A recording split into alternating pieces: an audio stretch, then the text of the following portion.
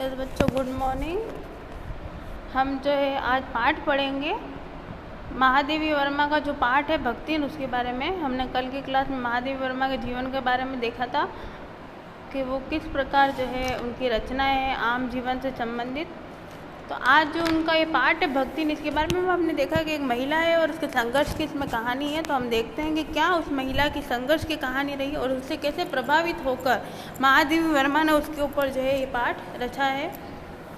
उस महिला के बारे में हम पढ़ना शुरू करें। छोटे कद और दुबले शरीर वाली भक्तिन अपने पतले होठों के कोनों में दृढ़ संकल्प और छोटी आंखों में एक विचित्र समझदारी लेकर जिस दिन पहले पहले मेरे पास आ उपस्थित हुई थी, तब से आज तक एक युग का समय बीत चुका है। महादेवी वर्मा के घर में जो है एक महिला आई है, उन्होंने उसको भक्तिन कहा है। उसका कद जो है छोटा है, दुबले पतली वो है और छोटे होठ, उन्होंने कहा एक पतले से होठ है जिससे वो कुछ कहते हुए दृढ़ संकल्प है, छोटी आंखें हैं और उसकी एक समझदारी को लेकर जो है उसके पास आई हैं महादेवी वर्मा के पास में।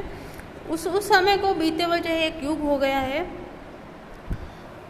पर जब कोई जिज्ञासु उससे इस संबंध में प्रश्न कर बैठता है, तब वह पलकों को आधी पुतलियों तक गिराकर और चिंतन की मुद्रा में ठुड्डी को कुछ ऊपर उठाकर विश्वास भरे कंठ से उत्तर देती है, तुम पछे का बताई, यह 50 बरिस से संग रहित है। और अब वो कह रही हैं कि जब कोई जिज्ञासा से अगर उससे कोई प्रश्न पूछता है ना, तो वह पलकों को क्या करती, आधी पुतलियों तक गिरा कर, यानी पलके झुका कर कहती और अपनी चिंतन की मुद्रा में बैठ जाती और उसकी कमर कुछ झुकी हुई होगी तो ठुड्डी को झुका कर क्या करती, विश्वास से अपने मुंह से कंठ से कुछ कहती कि तुम्हें 50 पाचे का बताई, यह 50 बरिस से संग रही थी। और वो कह रही हैं कि तुम्हें क्या बताऊं, पचे, ये तो 50 साल से क्या है मेरे संग रहती हैं। इस हिसाब से मैं 75 की ठहरी हूँ और वह 100 वर्ष की आयु भी पार कर जाती है, इसका भक्तिन को पता नहीं। और अब वो कह रही है महादेवी वर्मा कि वो स्वयं महादेवी वर्मा कह रही है कि वो तो 75 साल की हो गई है और जो भक्तिन है वो अब 100 साल की हो गई है। और वो कह रही है कि वो महादेवी वर्मा के साथ क्या है 50 सालों से, अब उनके बारे में वो क्या बताए। वह 100 वर्ष की आयु भी पार कर जाती है, इसका भक्तिन को पता नहीं। पता हो तो भी संभवतः मेरे साथ बीते हुए समय में रत्ती भर भी कम ना करना चाहेगी। और वो कह रही है कि भक्तिन के बारे में कि ये भक्तिन जो है उनको नहीं पता कि 100 वर्ष उसको हो गए और 100 वर्ष पार कर गई, और पता हो तो भी संभवतः उनको महादेवी वर्मा को ये आभास नहीं है। वह मेरे साथ, अब देखिए आगे क्या कह रही है, मुझे तो विश्वास होता जा रहा है कुछ वर्ष और बीत जाने पर वह मेरे साथ रहने के समय को खींचकर 100 वर्ष तक पहुंचा देगी, जिसके साथ मुझे 150 वर्ष की असंभव आयु का भार क्यों ना ढोना पड़ा। और वो यूँ कह रही है कि अब भाई हो सकता है कि वो 100 से पार तो हो गई और वो 150 साल की हो जाए और मुझे भी 100 साल तक की आयु वो खिंचवा दे, ऐसा महादेवी वर्मा कह रही हैं कि भाई महादेवी वर्मा खुद 100 साल के हो जाएंगे और 100 साल की उम्र के बाद भी वो 150 तक पहुँचेगी, तब तक उनका दोनों का साथ बना रहेगा। सेवक धर्म में हनुमान जी से स्पर्धा करने वाली भक्तिन किसी अंजना की पुत्री न होकर अनमधन्या गोपालिका की कन्या है, नाम है लक्ष्मी अर्थात लक्ष्मी। अब देखिए ये जो सेवक धर्म निभाने वाली है ना, सेवा भाव से जो है महादेवी वर्मा के घर में है और महादेवी वर्मा के घर में काम करती हैं, तो ये यूँ कह रहे कि किसी भक्तिन के रूप में है, जो है एक भक्त के रूप में जो है उन्होंने इनको जो है उपाधि दी इसको, और ये किसी हनुमान जी की से स्पर्धा करने वाली है, भाई पवन पुत्र हनुमान, तो उसकी तरह जो है फर्राटेदार जो है भक्ति भावना रखने वाली जो महिला है वो किसी अंजना की पुत्री नहीं है, बल्कि एक असामान्य गोपालिका है, यानी कि गोपालक, यानी कि जो है गायों को पालने वाली की पुत्री है और उसका नाम लक्ष्मी अर्थात लक्ष्मी है, ये आपको ध्यान रखना है। पर जैसे मेरा नाम की विशालता मेरे लिए दुर्वाह है, वैसे लक्ष्मी की समृद्धि भक्तिन के कपाल की कुंचित रेखाओं में नहीं बन सकी। अब वो यूँ कह रहे हैं आगे कि पर जैसे मेरा नाम की विशालता मेरे लिए दुर्वा है, क्योंकि लक्ष्मी का मतलब क्या होता है, धन दौलत है ना, तो वो कह रही है कि मेरा जो नाम है उसकी विशालता मेरे लिए क्या दुर्वा है, वैसे ही लक्ष्मी की समृद्धि भक्तिन की कपाल की कुंचित रेखाओं में नहीं बन सकी। और अब वो कह रही है कि जो भक्तिन की जो कपाल की जो कुंचित रेखा है ना, वो उसके कपाल की रेखाओं में नहीं बन सकी, क्योंकि जो है हम कहते हैं ना सर की रेखा है हमारी, जो है हमारी किस्मत लिखती है। पर वो कह रही है कि जो मेरी मस्तक की रेखाएं हैं वो भी क्या है, वो भी मेरे जो है समृद्धि के अंदर जो है कोई भी मतलब मतलब सहायता नहीं कर सकी। भाई सर के लकीरों से किस्मत लिखी जाती है, तो सर की लकीरें भी उसकी तो क्या अधूरी सी हैं, क्योंकि वो क्या है एक सेवक के रूप में अपना जो है काम करी। नाम लक्ष्मी है और अपने मस्तक की रेखाओं को भी अगर वो कहे कि बहुत अच्छी है और उसके आधार पर वो अपनी किस्मत लिखना चाहे, तो वैसा भी नहीं है, वो ऐसा कह रही है।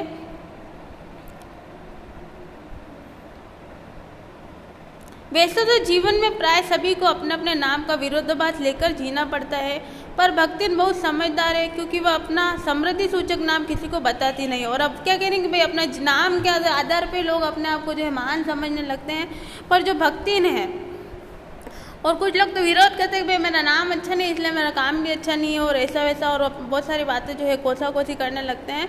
पर यहाँ पर भक्तिन जो है ये कह रही है कि वो बहुत समझदार है, कि वो क्या करती है अपना नाम किसी को नहीं बताती, क्योंकि लक्ष्मी का मतलब तो भाई धन दौलत है, तो वो अपना नाम किसी को नहीं बताती। बल्कि क्या करती है, केवल जब नौकरी की खोज में आई थी तब ईमानदारी का परिचय देने के लिए उसने शेष इतिव्रत के साथ यह भी बता दिया, पर इस प्रार्थना के साथ कि मैं कभी नाम का उपयोग ना करूं। और जब वो ईमानदार महिला है वो, और जब महादेवी वर्मा के पास पहुंची तो उसने अपना परिचय दिया कि उसका नाम क्या है, और उसने साथ में क्या प्रार्थना करी कि वो उसका नाम से उसको कभी ना पुकारे। अब ऐसा उसने क्यों बोला, उपनाम रखने की प्रतिभा होती तो मैं सबसे पहले उसका प्रयोग अपने ऊपर करती, इस सत्य को वह देहातीन क्या जाने। इसी से जब मैंने कंठी माला देखकर उसका नया नामकरण किया, तब भक्तिन जैसे कवि तत्वहीन नाम को पाकर भी गदगद हो उठी। और अब वो यूँ कह रही है कि मेरे को महादेवी वर्मा कह रही है मुझे कोई उपनाम नहीं रखना आता है ना, हम जिसको भी कहते हैं ना निक नेम, जिसका हमारा घर का जो नाम होता है। महादेवी वर्मा कह रही है वो कला मुझ में नहीं थी, अगर मुझ में होती तो सबसे पहले मैं अपना ही नाम रख लेती। लेकिन उसी समय क्या है कि महादेवी वर्मा क्या कर रही है, माला जप रही है ना, कंठी से, है ना। तो वो कह रही है कि भाई उपनाम रखना तो उन्हें आता नहीं, और ये देहातीन यानी कि जो कहीं से और से मेरे घर आई हैं, और देहातीन शब्द का अर्थ होता है कहीं से आया हुआ व्यक्ति, है ना। तो ये सब चीज़ समझाना मेरे लिए संभव नहीं है। और उसी समय कंठ की माला जब जपते उन्होंने क्या नाम रखने का सोच लिया, भक्ति नाम रखने का सोच लिया। और इस नाम को जो है सुनकर वो महिला क्या हो गई, खुशी से गदगद हो उठी। भक्तिन के जीवन का इतिवृत्त बिना जाने हुए उसके स्वभाव को पूर्णता क्या अंशतः समझना भी कठिन होगा। और अब वो कह रही हैं कि जो भक्तिन है उसके जीवन का जो इतिवृत्त है, यानी कि उसके जीवन में क्या घटित हुआ, पिछला क्या समस्या उसके सामने थी, उसको जाने हुए उसके स्वभाव को पूर्णतः क्या अंशतः समझना भी कठिन होगा। और अब जो है कुछ भी जाने बिना हम किसी के भी नेचर को समझ नहीं सकते, स्वभाव को समझ नहीं सकते। तो वो कह रही हैं कि उसके बारे में समझना थोड़ा कठिन होगा। वह ऐतिहासिक जूसी से गांव प्रसिद्ध एक सूरमा की इकलौती बेटी ही नहीं, भीमाते की किवंदित बन जाने वाली ममता की छाया में भी पली है। और वो अब यूँ कह रही हैं कि वो जो एक गांव में प्रसिद्ध सूरमा की बेटी नहीं है, इकलौती बेटी है जो भक्ति नाई है, और एक ममता की छाया में पली हुई है, यानी कि माँ का उसको पूरा प्रश्रय मिला हुआ उसकी माँ का। तो एक अच्छे परिवार से बिलोंग करने वाली वो महिला है। 5 वर्ष की वय में उसे हडिया ग्राम के एक संपन्न गोपालक की सबसे छोटी पुत्री बनाकर पिता ने शास्त्र से 2 पग आगे रहने की ख्याति कमाई, और 9 वर्षीय युवती का गोना देकर विमाता ने बिना मांगे पराया धन लौटाने वाले महाजन का पुण्य लूटा।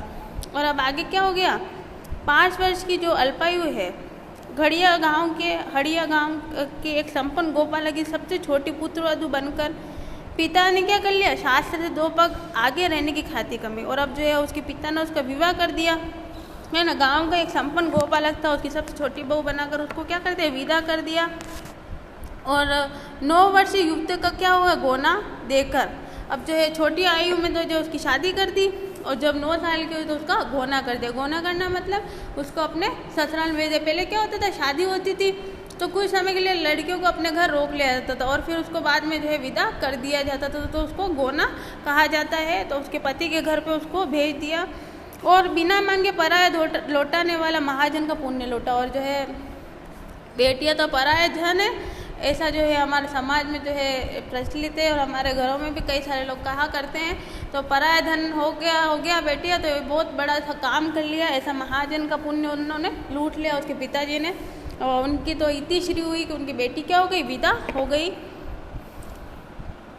पिता का उस पर अगाध प्रेम होने के कारण स्वभावतः ईर्ष्यालु और संपत्ति की रक्षा में सतर्क विमाता ने उनके मरणांतक रोग का समाचार तब भेजा जब मृत्यु की सूचना भी बन चुकी। और आगे वो कह रही है कि जो है पिता का क्या है, उस पर अगाध प्रेम होने के कारण स्वभावतः ईर्ष्यालु और संपत्ति की रक्षा में सतर्क विमाता ने उसके मरणांतक रोग का समाचार तब भेजा जब वह मृत्यु की सूचना भी बन चुका था। और अब जो है उसका पिताजी जो है लक्ष्मी का जो भक्ति ने, उसके पिता को उससे बड़ा ही प्रेम था, लेकिन जो उसकी वी माता थी है ना, जब उसके पिताजी मरने वाले थे, रोग के ग्रसित थे है ना, स्थिति थोड़ी सी खराब हो गई थी, तब जाकर जो है उसके पिता ने क्या बोला, अपनी बेटी को, जो उसकी माता उसने उसको मरने के बाद जो है उसका समाचार भेजा कि भाई उसके पिताजी मरने वाले हैं। रोने पीटने के अपशगुन से बचने के लिए सास ने भी उसे कुछ ना बताया। और अब जो है उसकी सास भी बड़ी दबंग खराब महिला निकली कि जब वो उस भक्तिन के पिता की मृत्यु हुई तो उसकी बहू रोएगी पीटेगी, घर में अशांति का माहौल होगा। तो अपशगुन के डर से उसकी सास ने भी क्या उसको नहीं बताया कि भाई तेरे पिता की मृत्यु हो गई। बहुत दिन से नेहर नहीं गई, सो जाकर देख हमें, यही कहकर और पहना उड़ाकर सास ने उसे विदा कर दिया। और अब जो है उसकी सास ने क्या बोला, जब पिताजी की मृत्यु की और बहू क्या गई घर में रोना धोना करेगी तो अपशगुन होगा, तो ऐसे डर से उसने क्या बोला कि भाई बहुत दिन हो गए तू अपने नेहर मतलब अपने पियर नहीं गई, अपने पिता के घर नहीं गई, इसलिए क्या तू उनको देखा। और ये कहकर क्या कर दिया, उसने उसको अच्छा बढ़िया तैयार करके जो है उसको अपने पिता के घर भेज दिया। इस अप्रत्याशित अनुग्रह ने उसके पैरों में जो पंख लगा दिए वे गांव की सीमा में पहुंचते ही झड़ गए। और अब जो है बड़ी खुशी वो भक्तिन क्या हो रही, छोटी सी बच्ची है, 9 साल की है, कुछ दिन ही शादी को और उसके पिताजी की मृत्यु हो गई। और सास भी जो है उसने बताया नहीं कि भाई क्या हुआ, बस उसने तो कहा कि तुम मिला। और स्थिति आपको पता है कि उसको सास के मन में क्या डर था है ना। अब जब वो तो क्या जा रही है खुशी अपने पापा से, अपनी माँ से, अपने परिवार से मिलने जा रही है, लेकिन जैसे ही वो गांव के अंदर पहुंची तो आपको पता है स्थिति क्या होने वाली थी। पिता जो है मृत्यु शैया पर है और मृत हैं, तो ऐसी स्थिति में उसकी स्थिति क्या होगी आप समझ सकते हैं। हाय लक्ष्मण अब आई कि अस्पष्ट पुनरावृत्तियों और स्पष्ट सहानुभूतिपूर्ण दृष्टियाँ उसके घर तक ठेल गई। और अब जो है एक आवाज़ से उसके पास है कि हे लक्ष्मी अब तू आई है ना। और जो है अस्पष्ट जो है पुनरावृत्ति उसको जो है बार कहने लगे हाय लक्ष्मी अब आई, हाय लक्ष्मी अब आई, ऐसी कुछ आवाज़ें उसको सुनाने लगी। और जैसे ही वो घर के अंदर गई तो क्या है एकदम से ठेल गई, यानी कि स्तंभ रह गई, दुख से ठेल गई। पर वह न पिता का चिन्ह शेष था, न वी माता के व्यवहार में शिष्टाचार का लेश था। अब वो यूँ कह रहे हैं कि पिताजी की तो मृत्यु हो गई और उसने बताया भी नहीं था, तो पिताजी तो कोई वहाँ पे दिखाई दे नहीं रही, हो सकता है उनका अंतिम संस्कार कर दिया गया। और दूसरी उसकी माता जो थी वी माता थी, भाई उसकी जो है पराई माँ थी, वो अपनी माँ नहीं थी, तो वी माता अच्छी माँ नहीं थी उसकी, वो भी जो है उसको क्या है अच्छा जो है रिस्पॉन्स नहीं कर रही थी, अच्छा जो है उसके साथ व्यवहार नहीं कर रही थी। तो जो है अब उसकी स्थिति क्या है, शिष्टाचार की तो कोई उम्मीद उस माता से थी नहीं, क्योंकि उसने उसको बुरा भला कहा। ठीक है, दुख से शीतल और अपमान से जलती हुई वो उस घर में पानी भी बिना पिए उल्टे पैर ससुराल लौट पड़ी। और अब देखिए उसकी स्थिति क्या हो, एक बेचारे पिता को भी वो देख नहीं सकी है ना, और माँ जो थी उसने भी उसके साथ अच्छा व्यवहार नहीं करा। और अब वो इतनी दूर से जब गांव से अपने पीहर आई तो उसने बिना पानी के पिए क्या हो गई, वो फिर से अपने जो है ससुराल लौट गई। सास को खरी खोटी सुनाकर उसने वी माता पर आया हुआ क्रोध शांत किया और पति के ऊपर गहने फेंक कर उसने पिता के चीर पीछों की मर्म व्यवस्था व्यक्त की। और अब जो है जब गुस्से का कारण था ही कि सास ने भी नहीं बताया उसको, और बाद में सजा दजा के भेज दिया कि भाई जा तेरे मिला। तो अब उसको गुस्सा आया और सास को उसने क्या करी, खरी खोटी सुनाई है ना। और जो वी माता थी उस पर जो भी गुस्सा उसका आ रहा था, उसने वो अपने सारे गहने उतार के अपने पति पे फेंका। वो पता है महिला किस प्रकार करती है। और फिर जो है वो मर्म व्यथा में यानी कि अपने पिता की याद में क्या करने लगी, शोक व्यक्त करने लगी, रोने लगी। जीवन के दूसरे परिच्छेद में भी सुख की अपेक्षा दुख ही अधिक है। जब उसने गेहुए रंग और बटिया जैसी मुख वाली पहली कन्या के 2 संस्करण और कर डाले, तब सास और जिठानी ने होठ भींच कर उपेक्षा प्रकट की। अब क्या हुआ, जीवन के दूसरे परिषद में उसने क्या किया, सुख की अपेक्षा दुख, उसको दुख अधिक लगा क्योंकि पिता की मृत्यु हुई है। तब उसने गेहूं रंग और बटिया से मुख वाली पहली कन्या के 2 संस्करण और कर डाले, तब सास और जिठानी ने ओट पीछकर उपेक्षा प्रकट की। और अब आगे क्या हुआ कि उसका जो गेहूं रंग सांवली सी लड़की है और उसने बटिया जैसी मुख वाली क्या कर ली, कन्या के 2 संस्करण कर डाले, और सास और जिठानिया जो थी उसकी वो भी क्या करने लगी, अब उससे ईर्ष्या करने लगी, यानी गुस्सा उपेक्षा प्रकट करने लगी। क्योंकि सास 3 कमाओ वीरों की भी धात्री बनकर मच्चा के ऊपर विराजमान पुराखिन के पद पर अभिषिक्त हो चुकी थी। दोनों जिठानियाँ काग भूषणी जैसे काले लालों की क्रमबद्ध सृष्टि करके इस पद के लिए उम्मीदवार थी। अब देखिए जो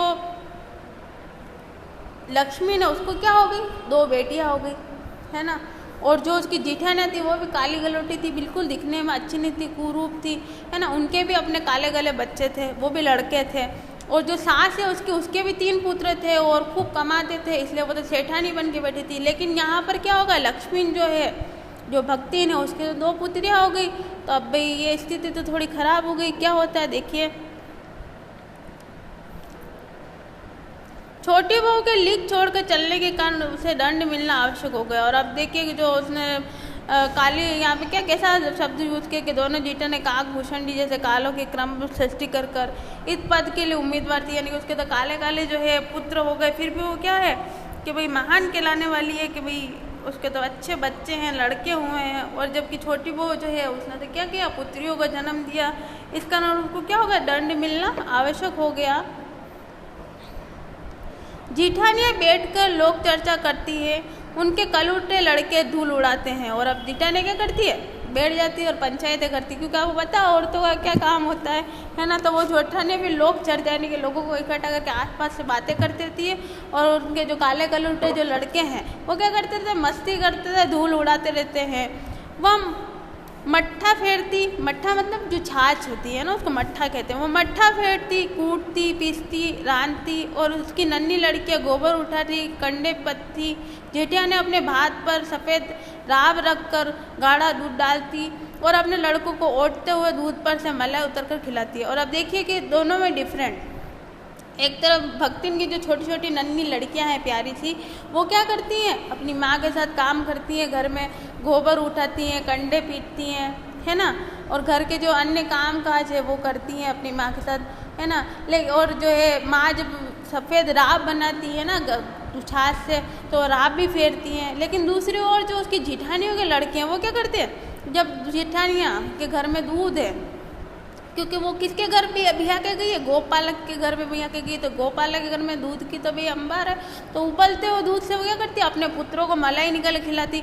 इसके विपरीत वो लड़कियां तो जो है बेचारी सीधी साधी घर के काम करती और जो है राब खाकर अपना जो है चलाती काम। वह काले गुड़ की डली के साथ कटौती में मट्ठा पाती और उसकी लड़कियां चन्ना बाजरे की घूघरी चबाती। और अब जो देखिए कि जो लड़के थे काले कलूटा वो क्या करते, जब छाछ अपन बिलोते हैं तब भी आपको पता है मक्खन ऊपर आता, तो वो तो मक्खन खाते। और जो बेचारी वो लड़कियां थी भोली भाली, वो क्या करती, चने चबाती, घूघरी खाती। आपको पता है घूघरी क्या होती, गेहूं से बनती। तो स्थिति देखिए किस प्रकार थी।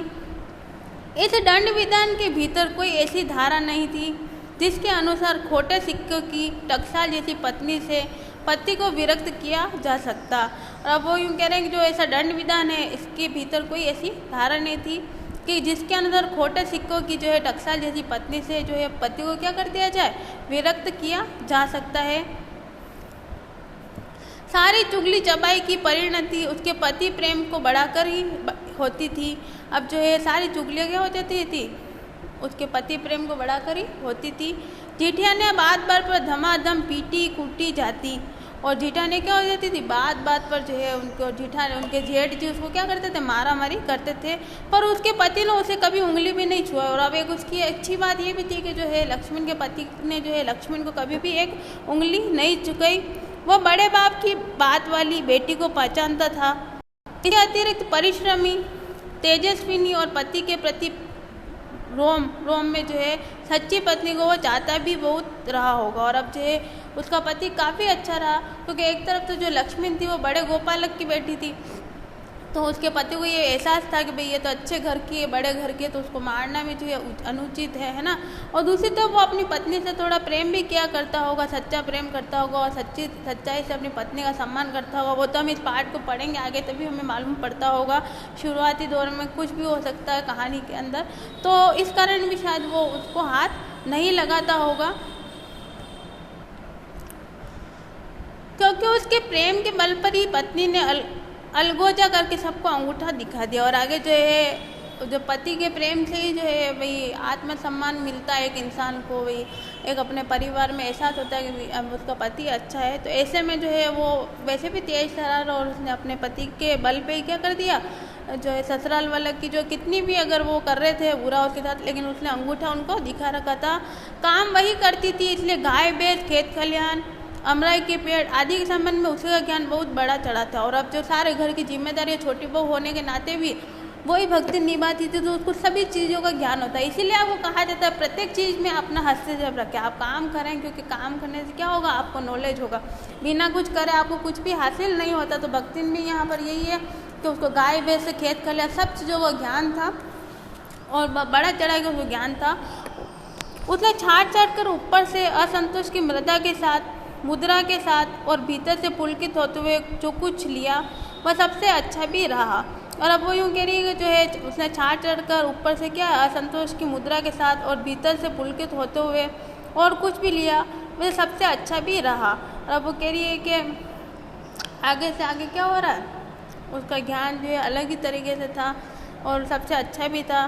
साथ ही परिश्रम दंपति के निरंतर प्रयास से उसको सोना बन जाना भी स्वाभाविक हो गया। और अब जो है परिश्रमी दंपति था, उसके पति भी उसके साथ बराबर हिस्सेदारी से काम किया जाते थे, तो उसकी जो गृहस्थी थी वो ठीक से चल रही थी। और वो जो है और जब देखिए वो परिश्रम कर रही थी तो वो एक तरीके से क्या है सोने की तरह निखर कर सामने आ रही है, क्योंकि उसकी स्थिति क्या है, आप कुछ नहीं करके तो एक अमूल्य चीज़ बने रहते हैं, लेकिन आप जब कुछ करते तो आप मूल्यवान हो जाते थे। इसलिए उसको सोने की उपमा दी कि भाई वो सोने की तरह जो है उसकी स्थिति थी, काफ़ी जो है अच्छी थी। धूमधाम से बड़ी लड़की का विवाह करने के उपरांत पति ने घरोंदा से खेलती हुई 2 कन्याओं और कच्ची गृहस्थी का भार 29 वर्ष की पत्नी पर छोड़कर संसार से विदा ले ली। और अब देखिए आगे क्या हुआ कि जो है उसकी एक बेटी जो है उसका उसने विवाह कर दिया, लेकिन अच्छी खासी उसकी गृहस्थी चल रही थी, है ना। और अच्छी गृहस्थी के साथ चलते चलते ही जो है 29 साल की आयु के अंदर क्या हो गया, उसके पति का देहांत हो गया। देखिए पति की स्थिति यहाँ पे खराब नहीं बताई, अच्छी बताई, क्योंकि पति जो है उससे प्रेम भी करता था, उसकी स्थिति को भी समझता था, अच्छे दंपति के रूप में उनकी पहचान थी। तो लेकिन यहाँ पर कह रहे हैं 29 साल की आयु में क्या होगा, उसके पति की मृत्यु हो गई। जब वह मरा तब उसकी अवस्था 36 वर्ष से कुछ ही अधिक रही होगी, पर पत्नी आज उसे बूढ़ाओ कहकर स्मरण करती है। और जो है उसका पति 36 साल का था और वो स्वयं कितनी साल की थी, 29 साल की थी, तब उसका पति मर गया। लेकिन वो क्या कहती है अपने पति को, जवान था भाई, 36 साल का व्यक्ति तो जो है युवावस्था वाला ही है, क्योंकि वृद्धा और प्रौढ़ावस्था तो 40 के बाहर होती है, तो भी वो अपने पति को क्या कहती है, बूढ़ाओ कहकर पुकारती है। भक्ति सोचती है कि जब वह बूढ़ी हो गई तब क्या परमात्मा के यहाँ वे भी न बूढ़े गए होंगे, अतः उन्हें बूढ़ाओ न कहना उनका घोर अपमान है। और अब वो कह रही कि मैं वो बूढ़ी हो गई, उसका पति भी तो भगवान के मैं बूढ़ा हो गया, अगर मैं उसको बूढ़ा नहीं कहूँगी तो क्या होगा, तो अपमान होगा, ऐसा वो कहती है। हाँ, तो भक्तिन के हरे भरे खेत, मोटी ताजी गाय भैंस और फलों से लदे पेड़ देखकर जेठ डिठोते के मुंह में पानी भर आना भी स्वाभाविक था। इन सब की प्राप्ति तो तभी संभव थी जब भदाइयों दूसरा घर कर लेती, पर जन्म से खोटी भक्ति इनके चकमे में आई ही नहीं। और अब वो यूँ कह रहे हैं कि जो है उसका धन, उसके बाद अच्छे हरे भरे खेत थे, खूब फलदार चीज़ें थी, अच्छा घर वर था, और ये सब लेना कब संभव होता, जब वो भक्तिन क्या कर लेती, किसी और दूसरे से शादी कर लेती। लेकिन भक्तिन ने ऐसा कुछ भी नहीं किया, तो अब शादी नहीं करेगी तो वो सब उसकी चीज़ें वो हड़प भी नहीं सकेंगे। पर जन्म से खोटी भक्ति उनके चकमे में नहीं। और अब जब उन्होंने उसे उकसाने की भी कोशिश की होगी कि भाई दूसरी शादी कर लो, जवानी के अंदर तुम मर गए, पर उन सब तमाम बातों के अंदर भक्ति नहीं आई। उसने क्रोध से पांव पटक पटक कर आंगन को कंपायमान करते हुए कहा, हम कुकरी बिलरी न होए, हमार मन पुसाई तो हम दूसरा के जब नाही ता तुम्हारे बच्चे की छाती पे होरा भुजब राज करब समझो रहा है ना। वो अपने जो पैर पटका पटका कर जो है अपने परिवार वालों को कुछ बातें कहने लगी होगी, उसको शादी नहीं करनी है ना, अपनी भाषा के अंदर वो कह रही है।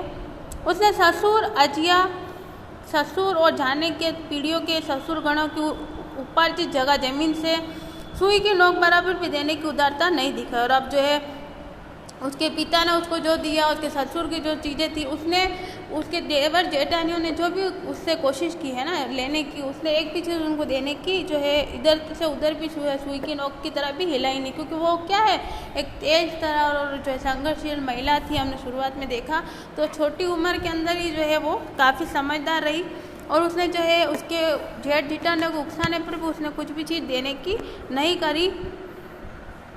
इसके अतिरिक्त गुरु से कान फुकवा, कंठी बांध और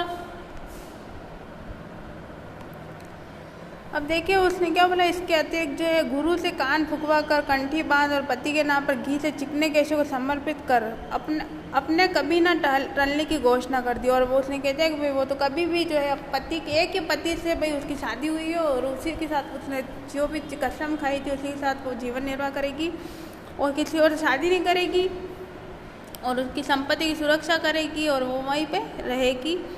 भविष्य में भी संपत्ति सुरक्षित रखने के लिए उसने छोटी लड़कियों के हाथ पीले कर उन्हें ससुराल पहुंचाया और पति के चुने हुए बड़े दामाद को घर जमाई बनाकर रखा। इस प्रकार उसके जीवन का तीसरा परिचय आरंभ हुआ। और अब देखिए उसने क्या कर लिया, अपनी जो छोटी बेटी थी उसकी भी शादी कर दी। अब उसका जो बड़ा जमाई था उसने उसको क्या कर लिया, घर जमाई बनाकर अपने यहाँ रख लिया।